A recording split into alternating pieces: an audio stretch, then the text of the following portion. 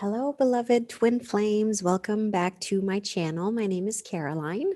We are going to be looking at the full moon in Cancer coming up on December 29th, 2020, happening at 9:28 Central Time, or 10:28 if you're in New York, or 7:28 if you're in Los Angeles, California area in the United States. Anywhere else in the world, please, please, please just do the math to find out exactly when this lunation is happening in your area of the world. So we have a strong new moon. The ruler of this full moon is the moon, because it's happening in the sign of Cancer, and the ruler of Cancer is the moon. So the moon will be at home.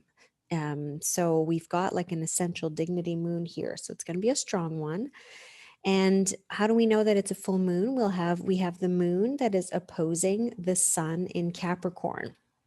I think I'm going to call this video closing out of cycles or something like that, because the Cancer Capricorn axis has been on fleet the last 3 years. We've just had a lot of this energy, and it's finally, moving on a little bit. We've just had the great conjunction. We've had Jupiter and Saturn meet up at 0 degrees of Aquarius. So finally they are out of Capricorn. Now we temporarily have the Sun and Mercury, and we're going to have Venus here following suit. But this is a faster moving energy. As soon as January, February hits, it's going to be the biggest Aquarian party you've ever seen. So it is in many, many ways closing out a cycle. When a year ago, when we had the full moon in Cancer, it was a big eclipse. It was on January 12th. It's a big part of what kickstarted 2020. So we had the moon with the lunar nodes. It was an eclipse, and it was the Saturn-Pluto conjunction with Mercury, with the sun. It was a huge eclipse last year. So we're really closing out. This is a massive 2020 closeout energy, and it's appropriately, happening right at the end of the year. I'm just going to quickly read you guys the inside degree for 8 degrees of Cancer, which is always gives us like a little bit of the tone, a little bit of the energy of this lunation. So the 8th degree Cancer is called an alchemical text written on parchment. The code that brings everything together is here, remembered and insisted upon. You cannot shake off the authoritative understanding of the higher aspect and its call. You are riveted to the spot inwardly by the story, the myth, the legend, for you believed in the chronicle, the birthright of realization, the penetration and return upon the spiral. This way of being also calls up wild events and experiences in order both to challenge and to rally your understanding into renewing itself by encompassing what is anything but already cosmically clear. And as you discover how to enjoy and partake in the chaos below, and to commune within and heighten the dedication above, the path of always know these things before will reawaken in a whole other sense and become life-giving, life-renewing, and richly permeating and true. So this sets the tone for this lunation cycle. And I don't know if you guys can feel this, this fresh new energy coming in from Jupiter in Aquarius and Saturn in Aquarius. Let me know in the comments down below how you were feeling on the 21st, on the day of the Grand Conjunction.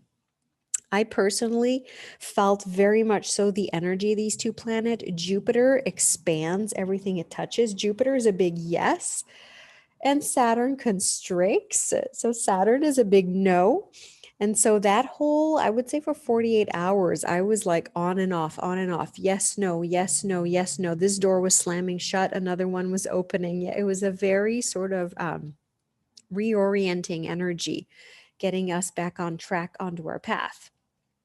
So, okay. So we have here, the moon, which will be opposing the sun in Capricorn.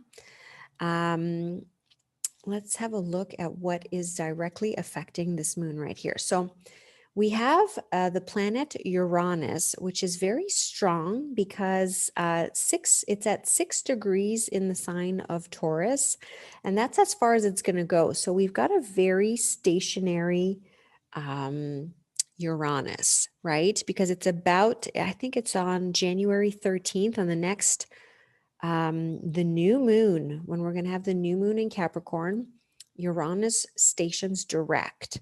So we're about 2 weeks away from Uranus stationing direct. So Uranus is very still. And so whenever we have outer planets about to turn direct or turn retrograde, they're at their strongest. They're really at their strongest. But this is a nice positive energy because it will be sextiling the moon and it'll be trining the sun. The exact trine is actually a couple of days prior to this. And this is always a nice energy when it's a trine, especially in earth signs. Uranus is in the sign of Taurus, which Taurus is like quality. It also represents our values. It represents money. It represents luxury. And so Uranus trining the sun can be a very nice grounded sort of reward for a lot of hard work. A very nice surprise, definitely a very nice surprise, because Uranus will always come and surprise you. The sun is also like fatherly energy. It could be some surprising, revelations or finding out surprising things about our fathers. Also, Uranus will be sextiling the moon. So, again, these are very nice aspects. These are good things that we want with the planet of shock and awe. This full moon, however, will be squaring Chiron. And already when the moon is in Cancer, Cancer rules our emotions. It's a very watery, it's a very watery full moon already, and it is squaring Chiron, which is our wounds, which, so there could be a lot of healing on this full moon, for sure. Again, the sun will be squaring Chiron 3 days prior. I think it's on the 26th, maybe, something like that. Yeah, so, something to look out for. Full moons are always times of releases. This is a good time to have a little full moon ceremony, maybe like a nice hot bath with some Epsom salts, writing down things that we want to release and then burning them. It's exactly that kind of energy to do these types of releases. Let's see. This is kind of an important energy for this full moon. So we are going to have the planet Venus with the South Node. I have this energy in my birth chart. I have Venus with the South Node, and some Vedic astrologers say that this is one of the harsher things to have in a birth chart because Venus represents love and money. And then the South Node represents, karma, past life. The South Node empties, if you will.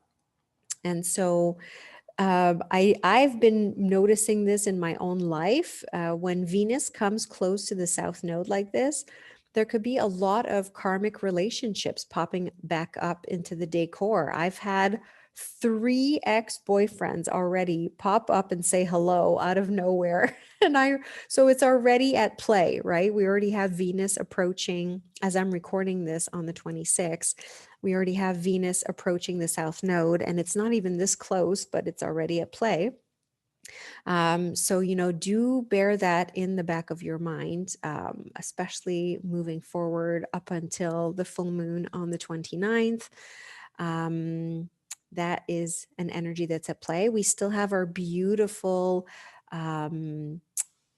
our beautiful Juno, our divine feminine, still in a beautiful sextile to the divine masculine, Jupiter. And they're finally both in new signs. She's in the sign of truth, in the sign of freedom, and he's in the sign of rebellion, revolution. He's in the sign of Aquarius, which is, um, gosh, the sign of liberation, the sign of liberation. And he's hanging out here for the next year, and then he will fall. He will dip into Pisces this summer for a little bit, which if he's in dignity, he's so strong when he's in Pisces, and then he'll retrograde back into Aquarius, and then 2022 will hang out all year, which is a beautiful year for twin flames, in its traditional domicile of Pisces. So we've got this lovely conversation going on here until April, I believe, that it is a very strong conversation between the divine feminine and the divine masculine. We also have Mercury, our planet of the mind and of communication, which is in a beautiful, harmonious, I guess it's not quite full, but it's in a sextile with Neptune right here. So Neptune is the planet of unconditional love. It's of course all at its highest expression when it's in a harmonious aspect, which it is. So you could be getting a lot, as you know, on the day of the full moon and in the following days as this sextile continues to perfect. Just wonderful ideas about Neptune in the sign. Mercury rules things like, advertising and sales. And, Neptune is great at any type of like idealist fantasy advertising or anything like that. You can get any ideas for your business or, this energy is already at play a little bit here. And I just had the wonderful idea this morning to do a Valentine's Day special for my readings. And it's going to be called, I'm debating between will I marry again or will I find love again? It's the astrological science, if you will, of committed partnerships. And, it would be a special reading on how to figure out how to calculate. There's a way to do this, how to calculate your next committed relationships and what sign it is and what house it is in your chart. And I know I got the idea because Mercury is sextiling Neptune. It's that kind of like, guided, intuitive idea. It's that kind of a thing that can come to you under this influence. We also have the planet Pluto, which is in a square to Mars still. Like the square has already happened, but this is a very explosive energy, right? We just saw the explosion that has just happened in Nashville. It's exactly that kind of energy. When Pluto squares Mars, this is actually the third pass because we had a Mars retrograde in Aries. The first time that it happened, we had the explosions in Beirut, Lebanon, and there were, a few more around the world, but it's that kind of energy whenever we have, Mars squaring Pluto, and Mars is in its home sign of Aries. Aries rules the military. Who knows what's coming, but this for sure is exactly the energy, that triggered that explosion. And it's technically over, but it can still reach, especially on a full moon. We're not out of the woods yet with this one. Let us have a look here. What else is going on? We're still within the Saturn Jupiter conjunction, the grand conjunction. That energy is still, within like 3 degrees. It's still very much active. But it is starting. This is probably going to be the biggest energy of 2021. You've got these two big planets that are going to start squaring Uranus, right? So in Uranus is the planet of shock and awe, and squares are not really favorable. Squares are hard. So in January, we're going to have Jupiter square Uranus. That is going to be interesting, but even more quote unquote interesting is when Jupiter in February is going to square Uranus. Some are saying a major financial reset. Some are saying some, possible cyber attacks. These are the types of themes that is possible under this energy, especially since we're so still cleaning up 2020. Let us see what else we have at play here. Got the nodes. I've got Chariclo on her way out as well. I think we've covered all of the angles. It's basically, an energy that is still, it's still a little shaky in the next few months. Things are going to be so much better in the years to come, just with all this energy that has moved, into Aquarius. But we just still have to clean up 2020. Like we're still in the wake of all of this Capricorn energy, which shook down big corporations, it shook down the government. And so we are still having to deal with a lot of this mess. And plus, Pluto is in the sign of Capricorn until 2023, 2024. But yes, hang in there, my beloveds. I know it has been a crazy wild ride. I know some of you are still having a very tough time out there. Hang in there. The energy gets so much better. I'm so excited for 2022. I know that sounds far. 2022, 2023, such better years for us. We're still just kind of in the cleanup of it. Divine Feminines, keep on your mission, what you've been called to do. 2020 was a big redirect. So, definitely keep on working on what you've been shown, on what you've been pointed to. And the divine masculine is in a whole new space. It's gotta feel strange. This is a whole new space that is far better than the big Capricorn, where Jupiter has been at fall position all of 2020. It's still, in Saturn's house, but it's not in fall anymore, and it's headed towards his domicile home of Pisces, right? So it's just been rough for the masculine. The masculine in 2018 was in Sagittarius, its home sign, and then boom, landed in Capricorn, where it's pretty much in jail for all of 2020. And now it's a little bit out of jail, but wait until we get into Pisces. It's going to be beautiful, beautiful energy for our masculines. So I love you guys so much. Be sure to subscribe to my newsletter for my new moon wish list, where we write down together all of our wishes for every single new moon. The description is in the box down below for this. And yeah, you'll get to see all of my sales for my readings. They are announced to my email subscribers.